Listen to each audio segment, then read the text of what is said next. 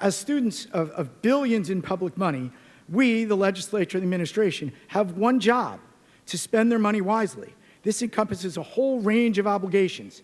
It should mean an honest and transparent budgeting process. It should mean not only getting through this moment, but anticipating the future and our ability to sustain services and not tax people to death. This budget is a clear sign we have failed in that job. We have set the people of New Jersey up for likely both massive tax increases, including over and above the ones that are several billion that are already in this budget, and massive, devastating cuts in services to people who we've invited to become dependent on those services. This budget is the first test of the post-pandemic state of our finances. And it ain't pretty. We have, at the very least, a structural deficit of between $4 and $5 billion. That's not in tough economic times. The numbers came in exactly as expected. Our economy is relatively healthy. The stellar surplus everyone was bragging about the last couple of years, we're slashing it by 25% in a single year, a good year, $2 billion.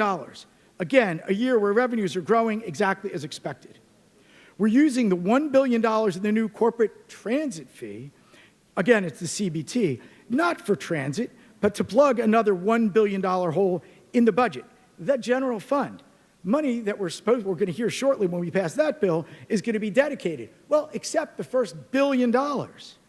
We're using $600 million in the debt defeasance and avoidance fund. Remember the one the governor has openly bragged about that's going to offset future debt? Well, not so much. It's $600 million is being used to plug a hole in the budget of $600 million. This would be deeply concerning in tough economic times. But in good times such as these, it's outrageous and terrifying. It should be terrifying to every taxpayer of New Jersey. Simply saying, we've done the best we could, doesn't cut it, especially when that statement is demonstrably false. We know we could have done better and been in a much better position because I and the rest of the Republicans in this chamber have laid out very simple, specific, and unquestionably more fiscally responsible alternatives every single year during this administration. Had we made reasonable revisions to our outdated and deeply flawed school funding formula, we could have shaved at least $1 billion off of our deficit. The failure to reform the school funding formula is particularly egregious, since this unsustainable formula has now, as of this year, been fully and irresponsibly funded. We've missed that opportunity forever. My friends on the other side of the aisle last year and the year before said, oh, we got to get around to that. Well, those were precious years we're never going to get back. We're not clawing back the money that the districts that got way more than they needed are right now, right at this moment, building into their budgets. It's gone forever. Had we enacted pension and health benefits reforms that even labor unions have embraced, we could have shaved more billions. Had we reined in the obscene spending excesses of the last 6 years, we could have saved even more. We probably had been more responsible, just marginally more responsible over the last few years, had an actually balanced budget right now. We were awash in federal money. We were awash in unnecessarily borrowed $4 billion worth of money. We squandered virtually every penny, and we squandered that opportunity. We could have used the last 6 years and the breathing room, the multi-billions of federal pandemic dollars provided as a once-in-a-lifetime opportunity to fix New Jersey's finances and set our kids up to live in an affordable and fiscally sustainable, thriving state. Instead, we did nothing but dig the hole deeper and leave our kids and the next governor with a looming fiscal nightmare. This budget is a house of cards built on a fault line.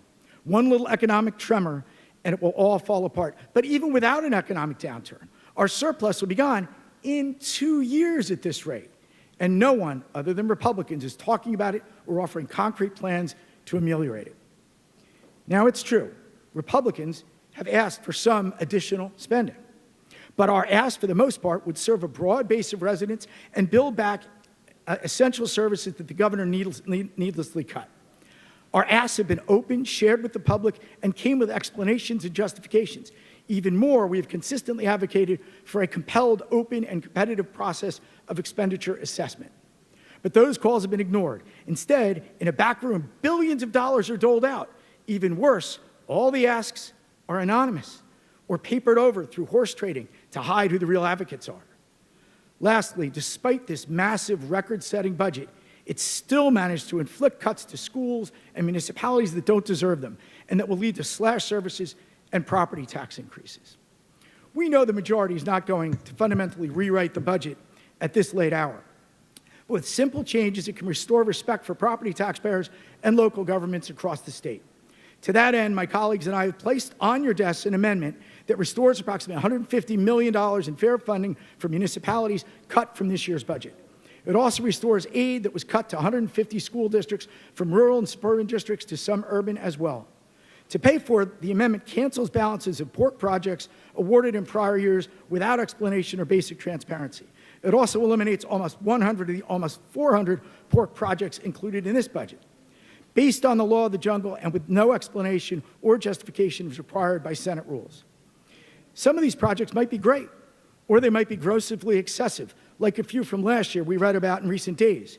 But only a couple of people, if that, even know, because transparency rules aren't followed, and no one in this chamber has read this budget in any detail.